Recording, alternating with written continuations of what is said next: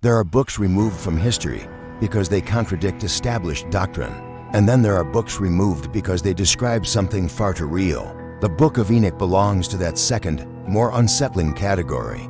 For centuries, it was dismissed as heresy, erased from official scripture, and hidden from the public eye. Yet, fragments of it always survived, quoted by early Christians, and preserved for millennia in ancient Ethiopian manuscripts. And what it describes is unlike anything else you'll find in the Bible.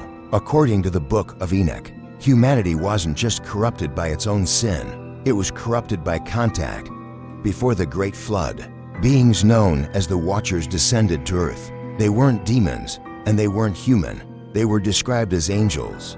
But they weren't messengers, they were observers, assigned to watch over humanity until they decided to interfere. The Watchers took human women as their wives. From these forbidden unions were born the Nephilim, giants of immense strength and insatiable hunger. They consumed everything on the earth.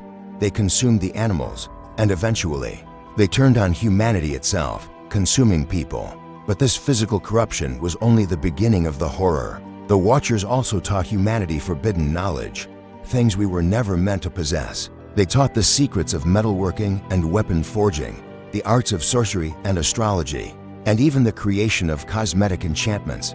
The book names the leaders of this descent: Azazel, who taught the making of swords and shields, and Semyaza, who bound all the Watchers together with a terrible oath. Their crime wasn't just rebellion against God, it was the contamination of the entire world.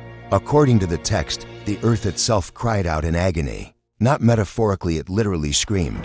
And God's response wasn't forgiveness, it was imprisonment.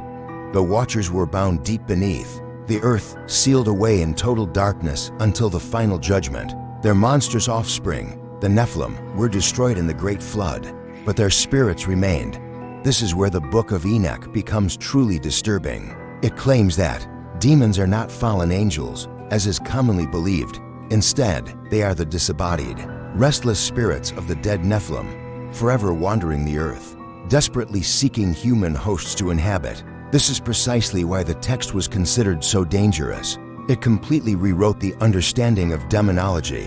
It reframed the flood not merely as a punishment for human sin, but as a desperate act of containment, a cosmic quarantine. Early church leaders knew this text. Well, some even quoted it directly in their own writings.